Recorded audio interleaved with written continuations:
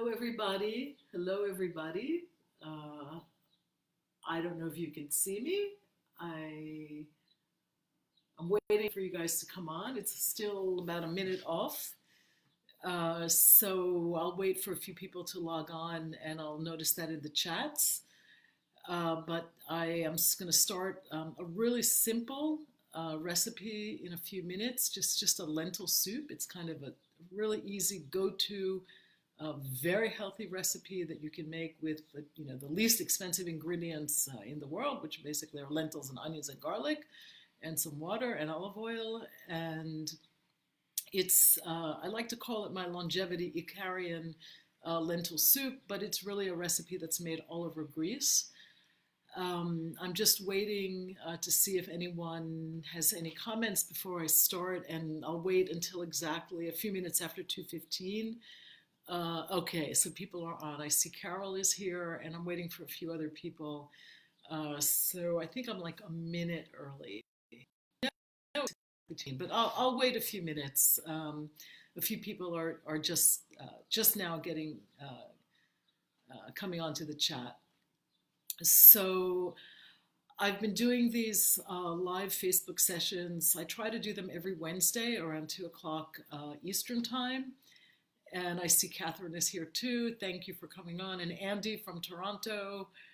I've been doing these live Facebook cooking demos and recipes, kind of just to keep myself busy. This is what, like the third week of quarantine in New York. Well, we're not exactly quarantined the way you guys are in Greece, for example. We're still, but we are strongly encouraged not to go out if we don't have to. And we've all been abiding by that. I would say with a fair amount of discipline, especially this week in New York, because this is the week that supposedly everything's peaking. So I am intent on using whatever I've got in the cupboards. And if I don't have to go to a grocery store, I won't.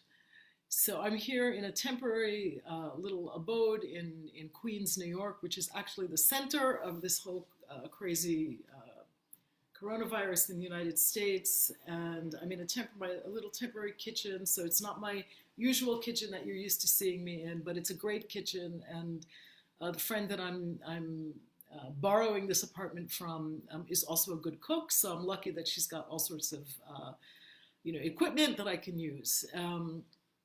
So let's see. Okay, people are coming on. Great. Chicago, Germany, maybe Italy. I'm not sure. But anyway, so I'm going to start. I'm going to tell you a little bit about this recipe and point to some of the ingredients. It is a recipe that Greeks cook quite often. It's called fakes, which is the word in Greek for lentils. And lentil soup is lentils are probably the one pulse that kids learn to eat from a really young age in Greece, and kids tend to like them probably more so than white beans or black-eyed peas or even chickpeas. I don't know if you could hear the sirens, but we live with that pretty much 24/7 in this area. So trying to keep a smile and faith that this too shall pass. With a bowl of lentils to keep us healthy and provide some really good nutrition that doesn't cost very much money. Okay, let's see who else is on. Okay, a few more people are coming on. So I started to tell you a little bit about lentil soup in the Greek kitchen. And it is something that we cook all the time in every season. On the island of Icaria, oftentimes it's flavored either with oregano or with sage, and there is actually a recipe for that in my Icaria book for anyone who has that. I couldn't find sage in the neighborhood, and to be honest, I didn't venture out, so I just have really good Greek oregano, which I always have with me, kind of wherever I go. Managed to find some good Greek oregano, and also carry it online so I could order for myself if I run out. And I see that my friend Dragon is online too. So he's one of our amazing cameramen when we shoot My Greek Table. And we're missing you guys a lot. I don't have a camera. I just have my computer camera for this. But now that you're on Dragon, I can announce to everyone as well that season 3 of my Greek table is premiering soon in early May on Mother's Day in about 82% of the country, I think, to start with. So keep an eye out for that for those of you who are in the United States and maybe parts of Canada. So I'm going to start cooking. I'm going to show you what I've got here. I've got the basics, and that's really all you need to make lentil soup. You obviously need lentils, and these are Greek lentils, and I kind of want to show you up close. Let's see, there we go. That they're nice and small, and those are my preferred lentils. You can buy the larger ones too. I actually happen to be in an Indian neighborhood, so we have, obviously a choice of a lot of different types of pulses, and lentils, dal is very popular in Indian cuisine, but these are Greek lentils. They happen to be organic, and they're very, very flavorful. And I started to talk about how kids are kind of introduced to beans and pulses with lentils, typically in a Greek family.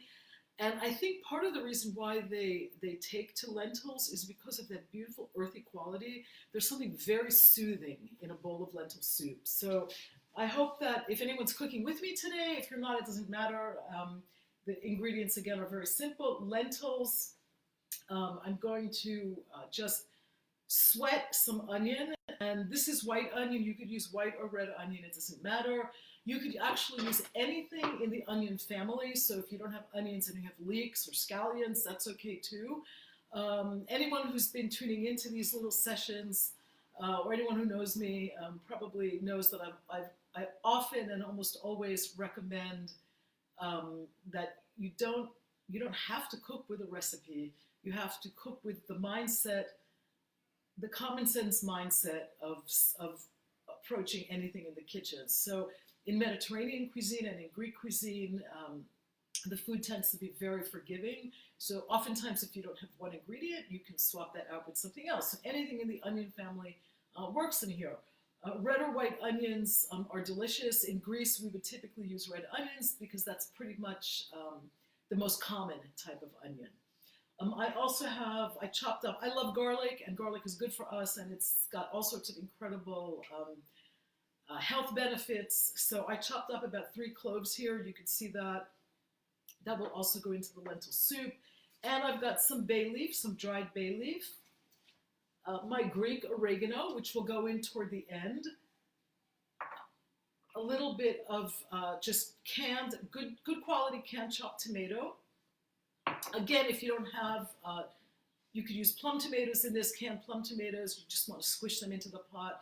You could even use tomato paste if you don't have a can of tomatoes somewhere. That's kind of one of the pantry staples. And that is also the idea behind doing these recipes. I'm trying to give people an opportunity to cook with what they might have in the pantry. So, you can swap out the lentils for a can of chickpeas if that's what is easier for you. But lentils are pretty easy to cook, and they don't take very long to cook either. One of the things that I've also been recommending and suggesting, if you can do it, especially for those of us who are in the United States, I'll post the link to one of the big restaurant workers' aid organizations after this. That's one of the things I've been trying to do with these Wednesday afternoon recipe sessions. One of the, we're all hurting in this, right? No matter what walk of life we're in, what profession we're in, everyone has been affected by this in some way.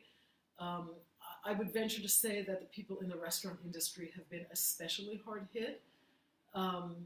Whether they're operators, whether they're staff, whether they're cooks, a lot of those people have been laid off. A lot of the people who are working still are on the front lines of this, delivering food or cooking food for takeout, and really put it, or even in supermarkets, the people who are at the cash registers. I mean, they're not quite in the restaurant industry, but anyone who's dealing with food service anyway, whether they've been laid off or whether they're still working, have been really, really hurt by this pandemic. So I'm just trying to do a little bit to help them if I can. If you can contribute a little bit something, I'll post the link right after this is done, right after the recipe is done. And I guess I just want to say that for me personally, restaurants have always given me such a tremendous, they've been such a tremendous source of pleasure throughout my life that if I can give a little something back, I'm happy to do that. So I think this is kind of a time when we're all trying to help each other in one way or another.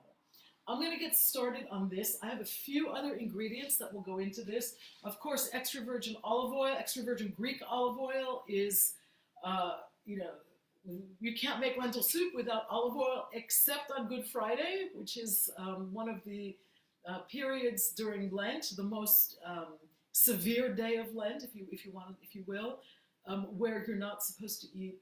There are many days throughout Greek Lent where you're not supposed to eat olive oil, but on Good Friday,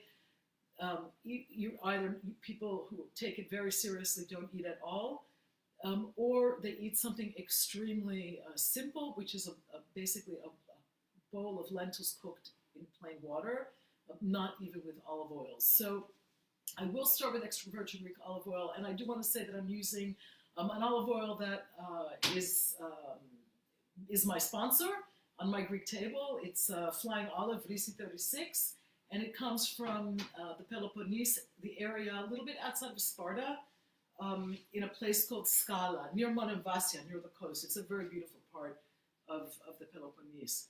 So I'm just going to light my stove here. Let me grab a pot holder and get started on cooking a very, very simple lentil soup recipe for you. Something that is a go-to recipe. It doesn't cost very much money. It's very, very nutritious. Lentils are an incredible source of iron and lots of minerals and vitamins, and one of the healthiest things that we can cook, and also one of the easiest things that we can cook. So I'm just going to get started with a little bit of olive oil in here, and get my onions going, and then my garlic, and talk about some of the other things that you also add to a lentil soup. I don't. I like to keep it simple, but you could add a carrot to it, a carrot or two. You could add some celery to it. If you like heat, you could add a little bit of chili pepper, a whole dried chili pepper, or even even a jalapeno would be nice in here. So again, this idea that you can, kind of play around with it. You can improvise depending on your own preferences and tastes. So I'm just going to get a little bit of onion in here. That's going right in. Heat my olive oil a bit more. It's not quite as hot as I want it. Okay, there we go. And I will stop also to check the chat to see if you guys have any questions.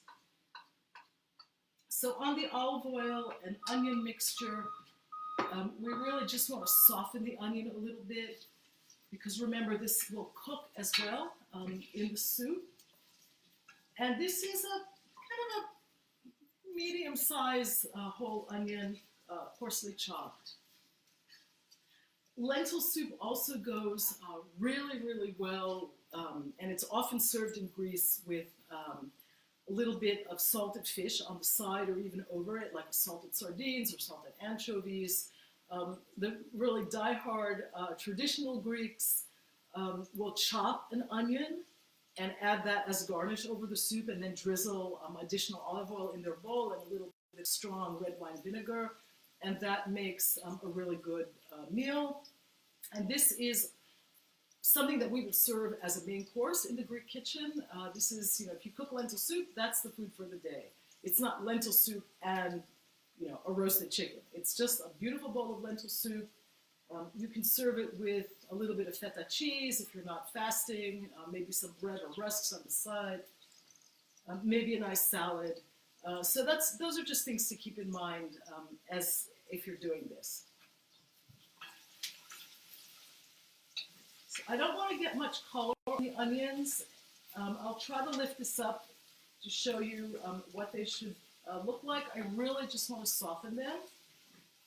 And you want to soften the onion before you add the garlic, because the garlic will take much less time to cook and soften, so you don't want to burn it. And that's always, you have to, I mean, that's what when I say cooking is really common sense, that's what I mean. You kind of just have to look at things and understand a little bit, kind of like the natural order of ingredients and what needs to go in when. It's really not very difficult. Let's see, do I have any questions? I'm just checking. Rios. Oh, wow, that's nice to know. Colorado. And I do have a note from my friend Catherine saying that I'm in the epicenter of the epicenter, and I sure am. But we're being extremely cautious. Alabama, it's so nice. There are people from all the world, all over the states. Oh, great. Thank you for checking in. I think my onions are done. I can smell them.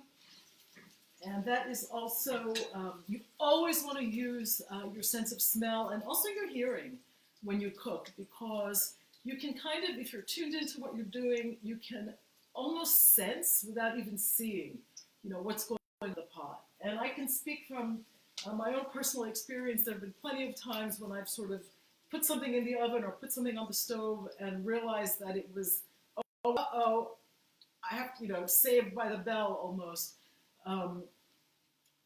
Got to the lentil soup right at the minute when all the water was cooked off, kind of thing. And, kind of understood that because I was in another part of the house and smelled it. So you have to use all your senses and a lot of common sense and just, be in tune with what you're doing. That's kind of the key to cooking.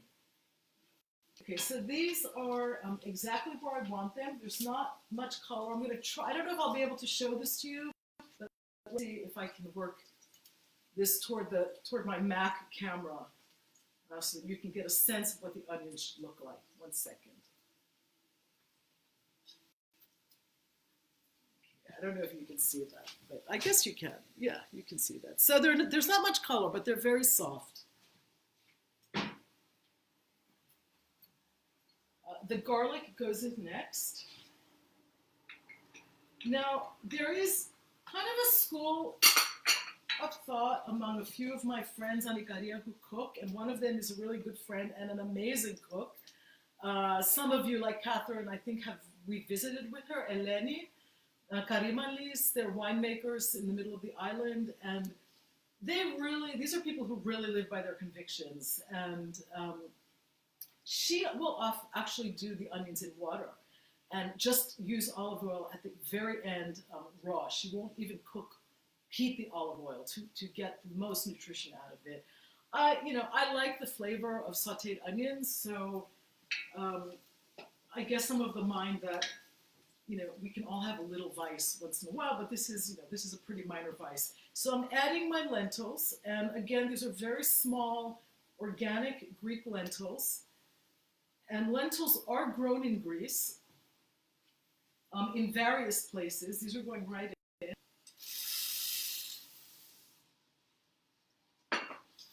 They're grown in the northern part of the Peloponnesos in an area called Pheneo, which is one of the most beautiful parts of Greece. Really beautiful, mountainous, very dramatic scenery. These deep gorges, these valleys, it's a really great place. It's not that long a drive from Athens.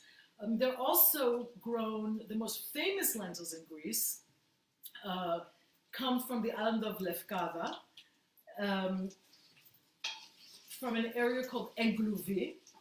And we actually visited Englouvi while we were filming season 3, so you'll be able to see that hopefully in a couple of months. And that part of the island, it's quite high in altitude, and the climate is very unique, and so is the soil.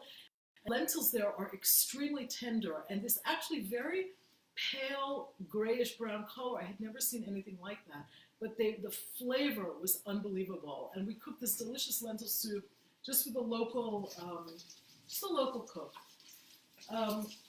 So what I've done here is I've softened the garlic. And as I often do when I'm cooking pulses or rice, I toss that as well. I toss the lentils into the pan with the olive oil and the garlic and the onions before adding any liquid. And I like to coat them in olive oil because that also brings out, it helps bring out the flavor in the lentils. It makes them even nuttier than they are naturally. And that's going in. I'm about to add the tomatoes, and those are going in right now. And these are just coarsely chopped canned tomatoes from the local supermarket. Tossing that in here as well.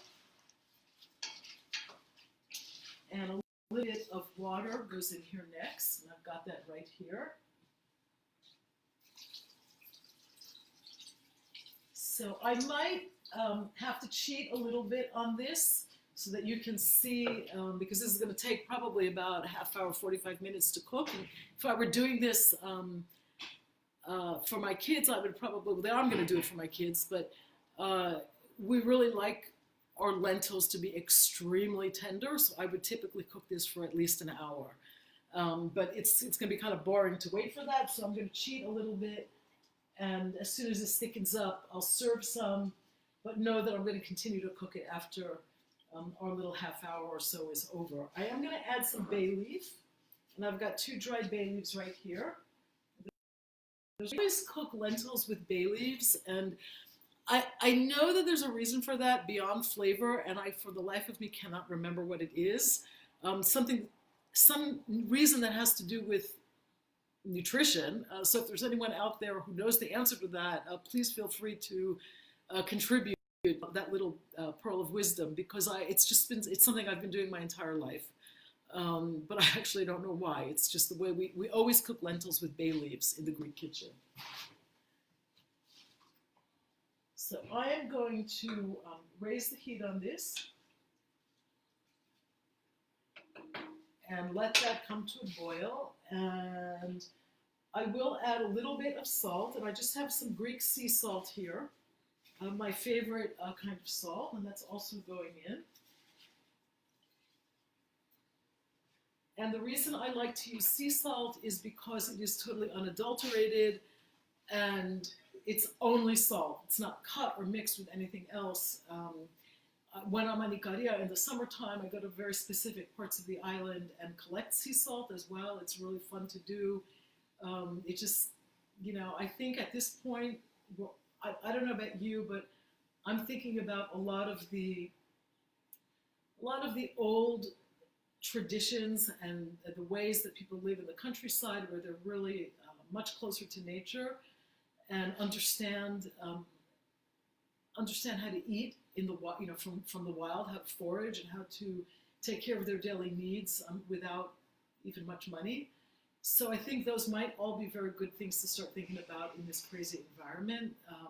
In cities, we're at a disadvantage when it comes to that, but in Greece, people still forage for all sorts of food, for greens, for mushrooms, for herbs, even for wild vegetables, things like wild asparagus and wild artichokes, some delicious, some capers, caper leaves, sea fennel. Those are all things that nature provides, and we go out and make a day of it with friends usually, and collect all sorts like that, and know how to use them in the kitchen. So I'm going to just bring this to a boil and let it cook a little bit. And in the meantime, I'm going to add the oregano toward the end. And the reason you want to do that is that when you cook oregano, you want to always add it toward the end if it's dried oregano, because it will get a little bit bitter. So just keep that in mind. And if I'm encouraging anyone to ask questions, if you've got any questions. I did a bean soup last week, and this is a little bit different. I didn't want to add celery and carrots to this. I could have, but typically we don't. Typically we keep lentil soup pretty simple, because the flavor of the lentils is so delicious without needing much. Beans are much more subtle, much milder, so sometimes they need a little bit of help getting some flavor. Let's see. Wow, you guys are really tuning in from all the summer. That's really sweet. feel free to ask me. Feel free Connie is asking me whether I rinse the lentils. Sometimes I do. I typically don't. I don't know why. I guess I could. Most of the times I don't actually even remember to do that. Ditto on rice. I typically don't rinse rice. It kind of depends on what I'm cooking and how I'm cooking it and what kind of rice it is. But typically I don't necessarily rinse lentils. And these are organic, and yeah, but I didn't. Let's see. Any questions? Somebody's asked me whether I soak the lentils. No, you don't need to soak lentils. Of all the beans and pulses, lentils and black-eyed peas don't need to be soaked. They cook up in not very much time. If I were cooking this, say, as a salad, I would probably just cook them for about 20-25 minutes. If I were cooking it for husband, I would probably cook it for 2 hours because traditional Greeks like it really tender and soft and mushy. But this I'm going to find some middle ground and cook them probably for about a half hour or enough time so that at least I can show you what it looks like. Somebody's asking me which lentils are the best, red, green, or brown. I like the brown lentils the best. The red lentils, which I can find in the Indian markets here in Jackson Heights, Queens, they're very different. I mean, they cook up differently. They disintegrate when you cook them. They don't hold their shape. Green lentils, you know, if you have the beautiful French lentils, those are also delicious. The puy lentils, I think they're called. But green and brown lentils are typically what I use, and I like the smaller lentils better. I just find them to be more delicate, a little bit less of that. There's almost like a muddy quality to the bigger lentils, and I just don't find that appealing. But that's a personal thing. And somebody has posted, thank you for that. I guess Apollo posted it. He's my genius everything person who helps me with everything I do online and marketing and some other things. And I think he just us if we can contribute to the Restaurant Workers Community Foundation.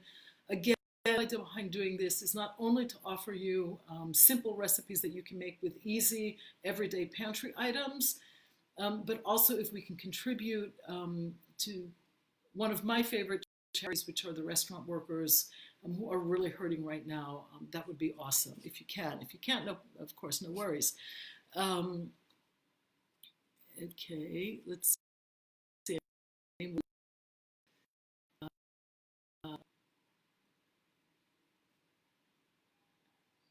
No, but feel free to ask me. Let me check on my lentils here and see what's going on.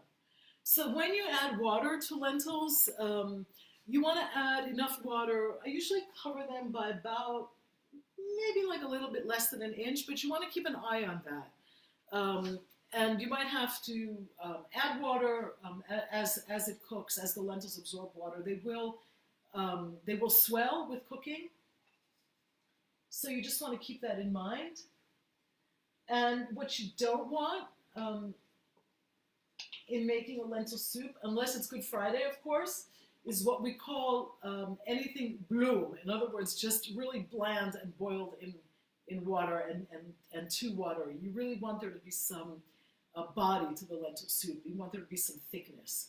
So you could even add a little bit of tomato paste at the end of this to bring it all together. I typically don't. I just let them cook until the natural starch in the lentils makes things thick. So that's something to keep in mind. This is going to take a few minutes. Let's see if I have any more questions.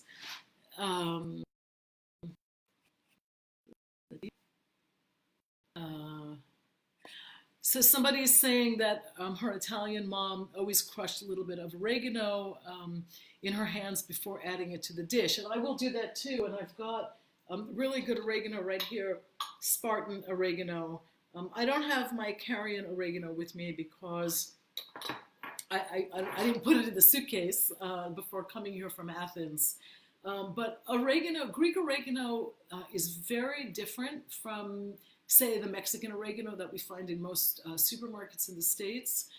And how is it different? It's a little bit sweeter. It's not as bitter. And depending on where you are in Greece, which is a very dry place for the most part, oregano tends to be incredibly intensely flavored.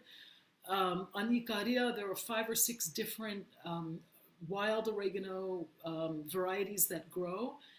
And I know that there have been, I know of a few friends who are doing this professionally. You have to have a special license to forage wild herbs in Greece, and there's a special way to do it so that you're not plucking them out of the ground from the roots and then not allowing them to grow back the next year. It's a fairly controlled process, but I know that there are several varieties that have been tested. I think it was at the University of Thessaloniki at the agronomy school, and the composition of essential oils is extremely high. So there are all sorts of health benefits to cooking with oregano.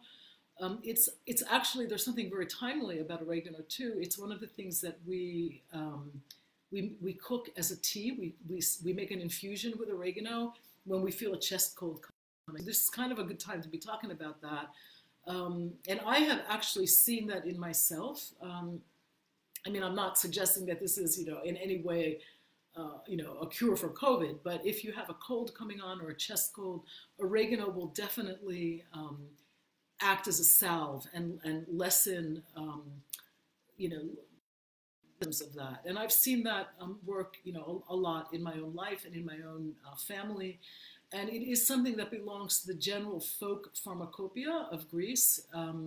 That is something that is still a living tradition, especially in a place like Ikaria, which was kind of the whole inspiration behind this dish today too, because the food on Ikaria is very simple. I thought it was a nice time to talk about, some of the eating habits of, let me step back a little bit, some of the eating habits of people who have, an unexpected claim to fame, which is this blue zone longevity. Apparently, Icarians, you've probably heard this, you know me a little bit, are 10 times more likely to live to the age of 100 than Americans are. And there are many, many different reasons for that. Lifestyle, slowing down, being happy with what you have, having a sense of contentment with simple things, no stress, and a largely plant-based diet. That's not so true anymore on the island because locals have embraced a more Western diet in the last 20 or 30 years, but the traditional diet, especially among people who are now 85, 90, 95 years old, for probably about half their life, was almost all plant-based. So that's something to keep in mind, and lentils have always played a very important part in the diet of Ikaria. They are also one of the pulses that are indigenous to the Eastern Mediterranean. So lentils, chickpeas, yellow split peas, or split peas, what we call fava in Greek. The vetch, which is not a very sexy pulse and is now basically animal fodder, and lupins, or what you might know in Italian cuisine as lupini beans, are all indigenous to that part of the world and have been part of the diet pretty much since antiquity. And the word lentil sounds like lens, and that's exactly what it means in Greek too. Phakes, phaki is lens, and it's because of the shape of the pulse. And it's a beautiful plant. So these are boiling away here. And I'm talking, but I heard what was going on. So again, going back to this idea of cooking with all your senses. I do want to get this a little bit thicker before I share it with you. And I'll lower the heat on that just a bit. And I can see that they're starting to soften up, which is exactly what we want. Excuse me for half a second while I fill this with a little more water.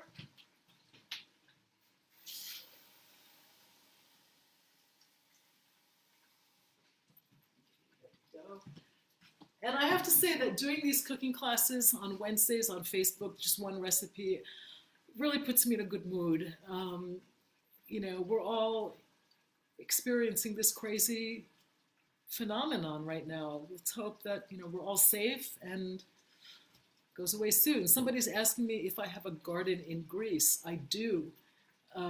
We grow all our vegetables in the summer, anikaria. My kid's dad is there right now, actually starting to plant lettuces and potatoes. And yeah, we grow everything. And I also buy older varieties of vegetables and plant them. They tend to be a little bit more resistant to pests. We save seeds and do that as well, or get seedlings from local gardeners. Gardening, anikaria, is one of the great pleasures of life on the island, and it's also something that is a source of socializing in many, many respects. It's not uncommon to wake up in the morning and open your front door and see a bag full of something, zucchini or tomatoes or watermelon or tiny strawberries if they're in season in the beginning of the summer, or apricots, or whatever somebody has growing, whether it's just to share with your neighbor or your friend, or if you've done a favor for someone, they might pay you back with a bag of homegrown produce. It's also something that people talk about all the time. Oh, my tomatoes this year have, whatever. They've got root rot, or they've got bugs, or they're doing really well. But if they do really well, you don't say it because you don't want to jinx them. So that's also something to keep in mind. But it is a great source of pleasure, and it's also a source of survival. And it's one of the things that keep Icarians spry into their old age, because gardening provides natural exercise. Just think about having to dig and having to bend to pick things, and all the things that people do, kind of slowly and naturally, but still stay active that way. And somebody is saying that tomatoes in Greece are simply amazing. They certainly are. And somebody's asking me whether we have thrumbi, and we do. Let me just see what's going on with my lentils.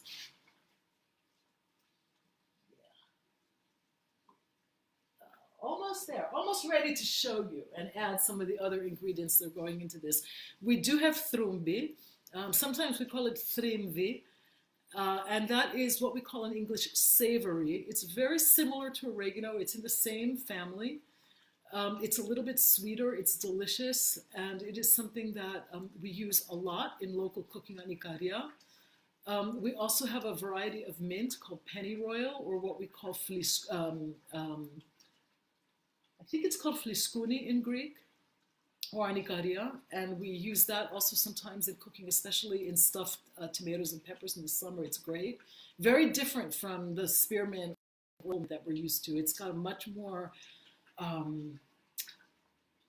can't even describe it, a much sweeter, but almost astringent sweetness, if you can imagine something like that. It's very delicious. Somebody's telling me I've got chickens. I don't have chickens because I'm too lazy to take care of them. And I'm glad that somebody also made the bean soup from last week. And let's see. How long will it last in the refrigerator? This will last probably a day or two. I mean, in my house, it'll go because my kids love lentil soup, but you can freeze it. And that's perfectly okay because lentils will start to ferment. So you want to eat that, pretty soon after cooking it. But something that we do often when we have leftover lentils, the next day, because in the Mediterranean and especially in Greece, where hunger is a living memory among many older people who lived through World War II, and the people who didn't live through World War II grew up with hearing stories about that. One of the things that we do is add rice to the lentils the next day and make something called fakorizo. So you repurpose it and you make a new dish. You make sort of a rice and lentil pilaf out of a leftover lentil soup. Okay, so I am about ready to start sharing this with you. They're probably not as cooked as I typically would serve them. Let me just see if I have any questions. all over the place. That's like really. Um, oh, thank you, Vicky. Bay leaf is rich in vitamin A, C, iron, potassium, calcium, and magnesium, and they help break down the protein and help us digest food faster and calm indigestion. So there is a real scientific reason that traditional Greek cooks always add bay leaf to their lentils. Thank you so much for sharing that.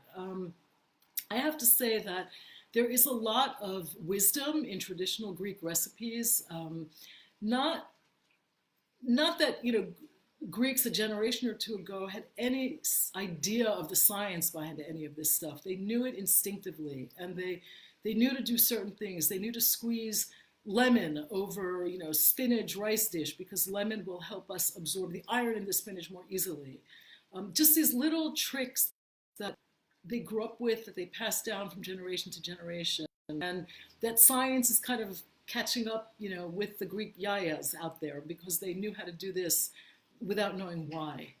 And I think a lot of that kind of knowledge, that empiric knowledge, really, at least I've seen this in Icaria, it really comes from living a much slower lifestyle, slow enough to understand what's going on in your body. And I have talked about this on other occasions, and I've seen it in older relatives of mine on the island.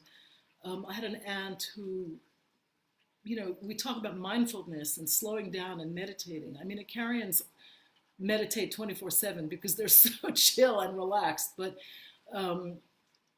they understand, because they're able to live a much slower paced life, they understand their bodies better. And I had this aunt who used to say things to me like, oh, I can feel, my liver is hurting me today, or my gallbladder is hurting me, and I have to eat this, to counter that, or to make it feel better. And when I was younger, I didn't really understand any of that, because I was, younger and insensitive to that kind of thing. But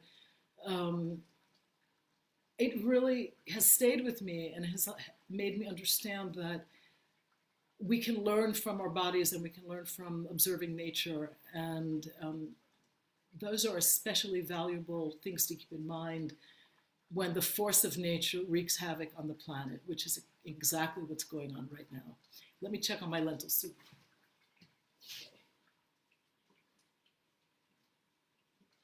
I'm going to add that oregano, and like your mom, your Italian mother, I have a little Italian blood in me too, from my grandma. I'm going to add a little bit of this Greek oregano straight into the pot.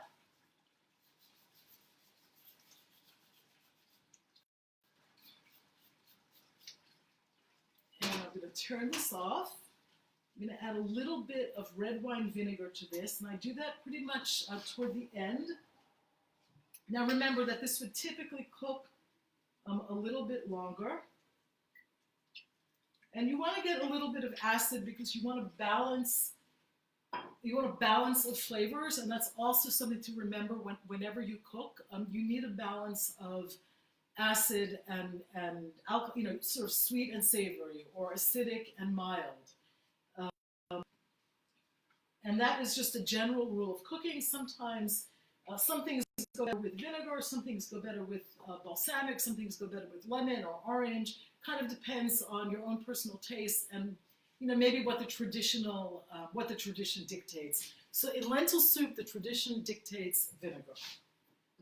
And I'm just going to serve this up so you can see, kind of get a sense of what this should look like. It's probably a little bit more watery than I typically would like, but I'm going to let it cook a little longer after I tune out, so that my kids have something healthy to eat. And I also want to show you that this will get a pretty generous drizzling of olive oil.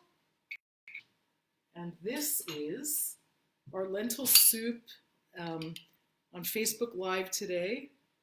A very simple recipe: small Greek lentils, olive oil, onion, garlic, tomato, vinegar, bay leaf, and oregano, and salt if you like. That's it. Thank you again for tuning in. If you can, contribute a little bit something to the Restaurant Workers Aid Organization, that would be great. Again, these people are really hurting. I wish everyone well. I will just check on the chat if there are any more questions. Um, Catherine's asking me again if I soak the lentils in advance. I do not. Lentils don't need to be soaked, neither do black-eyed peas. Those are probably the only two pulses that don't need to be soaked, and yellow split peas. When I cook Greek fava, I don't soak that.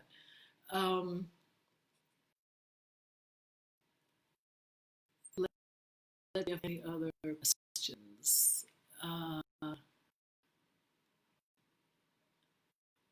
Thank you, Cindy, for liking my apron. I like it too. A friend of mine in New Jersey makes them, Melina, and I'm actually going to start carrying them as soon as I get organized with the online stuff soon. The online. Hello from Montclair. Okay. You cook. Well, let's say no. And I guess questions. Somebody's saying they've had spaghetti with lentils. That I've never tried. That's definitely more Italian than Greek. I remember once trying to serve my kid like a pasta e fagioli, like a pasta and bean dish, and they kind of said, "Ma, like, what is this?" You know, it was totally not in their realm of anticipated, combinations. So if you can scroll down on the chat, Vicki Ellington is offering some really great nutrition advice. Lentils are also good for diabetics because they neutralize the blood sugar. That's according to the internet, but thank you. And I know that's true because I've read that as well.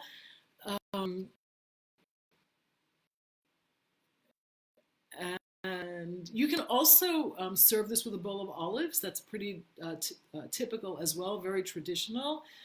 And somebody is writing to me in Greek saying that they also add bay leaf, which I did, and vinegar, which I did, and olive oil, and they serve feta cheese as an accompaniment and good bread. So I don't know about you, but I've been eating way too much bread, so I decided not to take it out of the cupboard today. So I guess that's it. Thanks again. Stay safe, stay home, cook healthy food.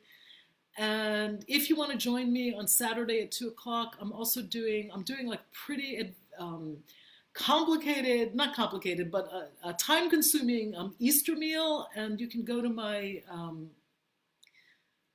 newsletter, and I think I posted that on Facebook as well. It's an Eventbrite cooking class. It's not like this. There is a fee for it, but if you'd like to join me, that would be great. I'm doing a Greek Easter with some vegetarian options, including vegetarian mayiritsa. And thanks again. In a couple of weeks, we'll be with you on my Greek Taste 3 and traveling vicariously to some of the most beautiful places in the world, the Greek islands for the most part. Okay, take care. Bye-bye.